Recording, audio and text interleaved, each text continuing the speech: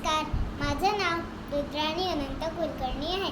मी तुमच्यासाठी घेऊन येत असते भगवद्गीतेचे श्लोक.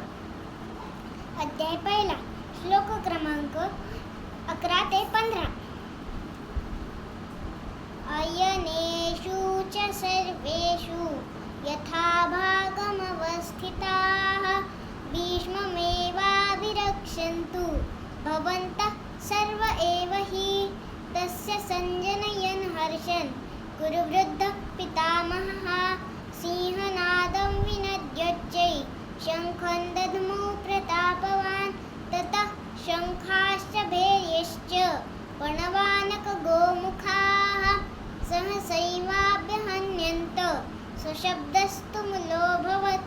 ततः श्वेतैर्हयैर्युक्ते महती स्यन्दने स्थितौ माधवः पाण्डवश्चैव दिव्यौ शङ्खौ प्रदद्मतुः.